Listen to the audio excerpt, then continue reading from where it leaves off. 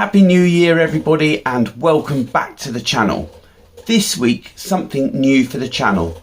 We have started planting our 3 hectare 7.5 acre agroforestry scheme. This has been 2 years in the planning, so I'd like to explain the rationale behind it and the process that's gone into planning it, because quite frankly it's considerably greater than I anticipated when I started this journey. So let's get started with my context and why I'm even considering tree planting in the first place. As most viewers will know by now, my home farm has been split in two by HS2. This footage shows how the HS2 works, splits my farm with the green fields either side of the site being the original sort of boundary of my farm. Thanks to Carl Vaughan for the drone footage. I've put a link in the description to Carl's YouTube channel. I have decided to keep this long, thin, arable field close to the tracks. However, this has left a small 3 hectare bulge of short work in front of my house and alongside my drive.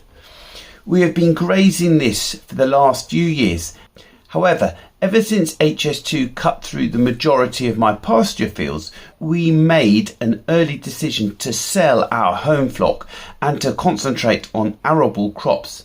And as such, I was looking for an alternative land use for this field. You might also have seen previous footage of our retail turkey enterprise. Turkeys are originally a woodland bird, and many UK free-range turkey producers rear their birds in a woodland setting. This is partly because turkeys need shelter and entertainment and thrive in a woodland environment. Like many farmers during this challenging economic time, we have been looking to diversify our farming income streams and would like to build on our existing turkey retail business to provide other seasonal marketing opportunities. For example, our previous agroforestry scheme, a blackthorn orchard, we used to cultivate sloe berries, which we use for our sloe gin production that we sell with our Christmas turkeys. It certainly helps that I'm a partner in a farm diversification consultancy, Dudley Peveril Associates.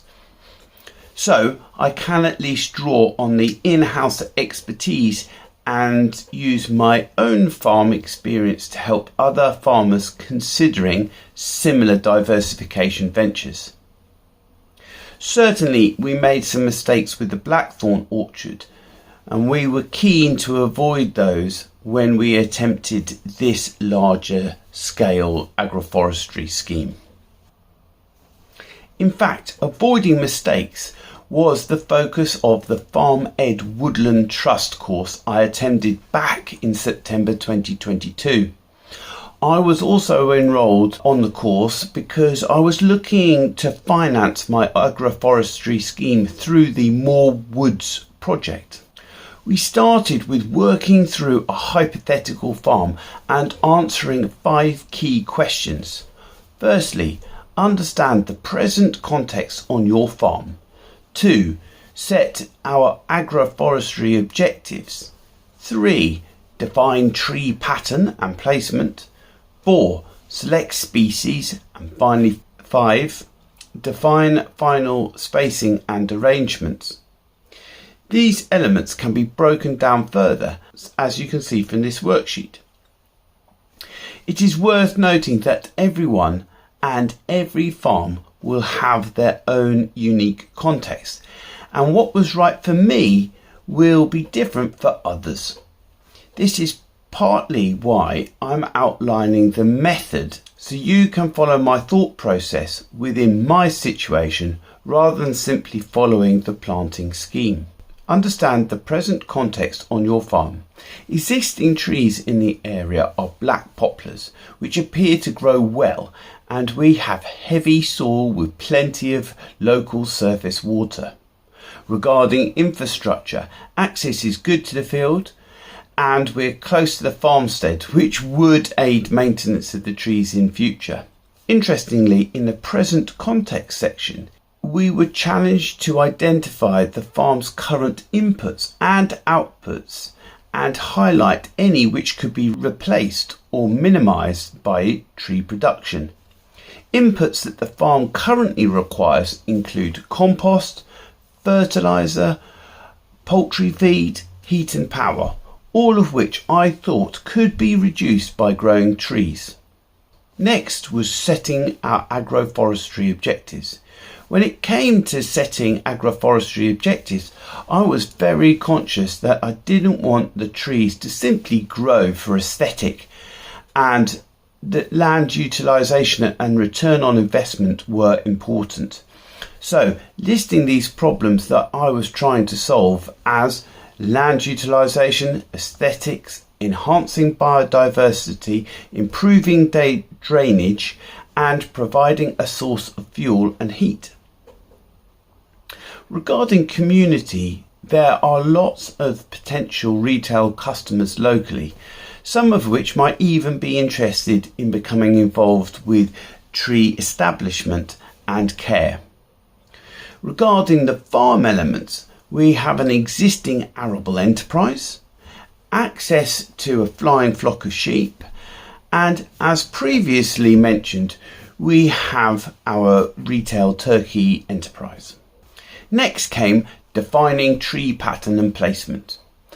This example shows how you might lay out your tree placement and patterns.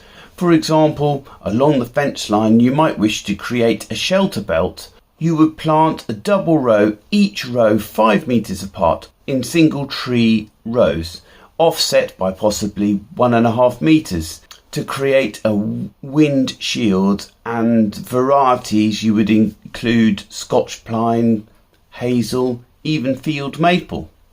At the time, I was also considering a field closer to the watercourse, Field B, which I have subsequently signed into a cricket bat willow scheme. However, the front field, Mark C, on the table, we had discussed creating a parkland type setting.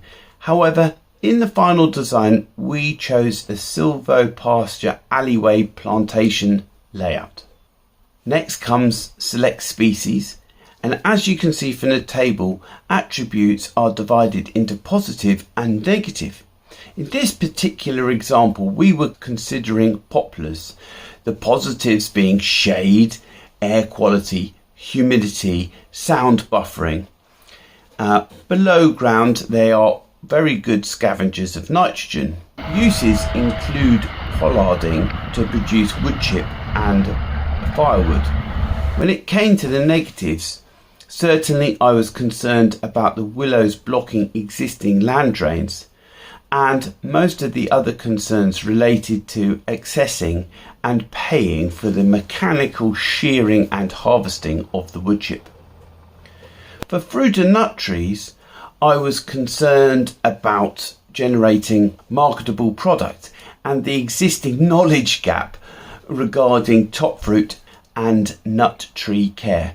However, this was resolved by locating the trees closer to the turkeys, ensuring any unharvested fruit could be utilised as food and entertainment for the turkeys if I failed to grow or market the crops successfully. Next came defining the final spacing and arrangement. And what we're doing to begin with is we've got a spruce tree between each of our fruit trees, and as we move across the field, so it was laid out with a mole plough, and we are just laying out our agroforestry scheme. So we're using the mole plough. We set it at 15 metre intervals, and we're just putting the lines in, and then we've got a compost bucket, a bedding bucket that we use to put the compost on top of the rows.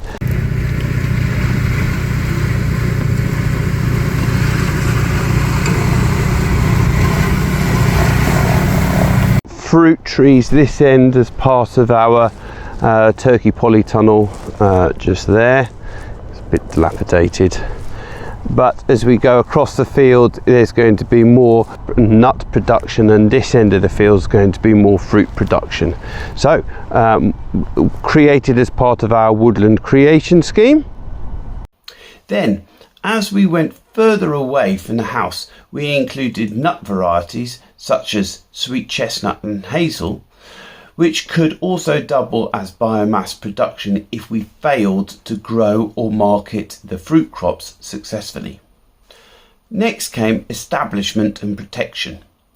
We also undertook an interesting exercise looking at planting methods, weed management, pest control and potential animal integration, and cross-referenced these against establishment criteria like speed, labour cost and sustainability in order to generate a matrix that helped make establishment and protection choices. We decided to lay out our alleys north-south with a mole plough at 15-metre centres to enable a 12-metre sprayer to pass in future if necessary, with a degree of safety margin for the tree canopy. I had always wanted to use this function within John Deere's Greenstar, so that was a first too. We decided to use compost mulch for weed management and have installed tree guards. At the moment we are only planning to integrate the poultry within the planting scheme, so tree protection is minimal. I hope you've enjoyed this week's video. It is something different, so please give it a thumbs up, subscribe and click on the bell to get notification of when our next video goes live. See you next time. Bye.